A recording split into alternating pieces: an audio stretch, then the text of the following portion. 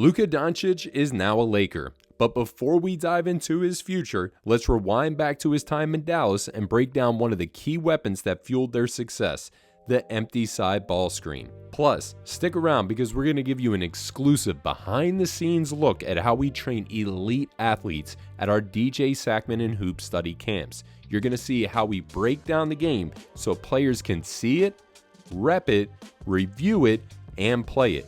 This way, skills aren't just introduced, they're mastered. Camp spots are filling up fast, so if you want in this summer, hit the link below. I know this is 3-on-3, but double versus single side is a thing that you guys should start to be conscious of. Now, when I come off this ball screen, what's happening? I'm going into that defender, which is okay sometimes, right?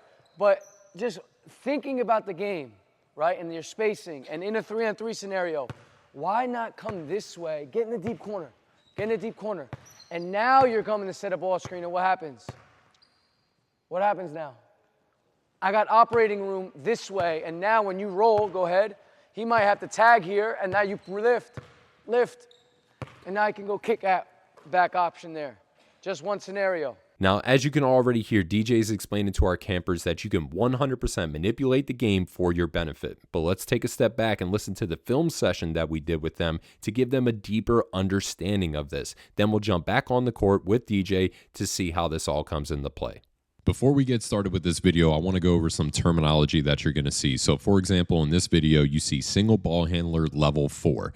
So to break down the terminology, the single part is going to be the screener. So Luka is the single screener. And then the ball handler is going to be the scorer, and they're scoring from level 4, which leads us into the next part, which is what is level 4? Well, there are 6 levels of scoring that we talk about at HoopStudy. The first one is scoring at the rim. And scoring at the rim isn't just a dunk. That's any kind of dunk or layup package that you have to finish at the rim. Level 2 is going to be your floaters and your touch shots. And notice how that line is just outside of the paint as well, because sometimes your floaters and your touch shots are a little bit further out than away from the rim. Level 3 is going to be your mid-range shot. So any type of mid-range shot is your level 3 scoring. Level 4 is going to cover all of our three-point shots like you saw with Kyrie. Here you can see Tagashi knocking down some threes as well. So all level 4 is a regular three-point shot. Level 5 are going to be our deep threes. Level 5 clearly has become more common in today's game. That's where you really start to stretch the defense out and you're shooting it from well beyond your respective three-point line. And then lastly, level 6 is getting to the free throw line, and that's where we see people like James Harden who are very skilled and crafty at creating that contact and finishing through it, so this way they can get easy opportunities at the free throw line and put the other team in foul trouble. So again, level 1, scoring at the rim. Level 2, floaters and touch shots. Level 3, mid-range. 4 is three-pointers, 5 are deep threes, and level 6 is at the free throw line. So now that you have a working understanding for the terminology that we're using and the 6 different levels of scoring, let's hop in. All right, so we're going to start off with single, and this is going to be progressive the whole way through. So again, single ball handler, that means that there is a single screener, and the ball handler is going to be the scorer. Notice as they reset this screen, and the corner is empty. So what that does is pull the help side defenders away from the play. So now when they set this, Kyrie's isolated against a defender that can't really guard him. Right? But you guys keep deciding to go to the single side. All right, go to the empty side. Empty side versus single side. In a game, it's single versus double typically. So if it's 5-on-5, let's look at it real quick. Mike, step in the corner quick. So right now, look, ball screen's coming. That's double side. This is what? Single side. I need to understand that as a guard, okay? There's times to operate off the double. There's times to operate off the single, all right? Another option, I could be here. And now when I go two-man, I could push you through. You could lift up, Mike. Stay in the dunker spot right there. Now I have what? What's this? Empty side. Come set a ball screen on me. Come on. Guard me. Now step up this way.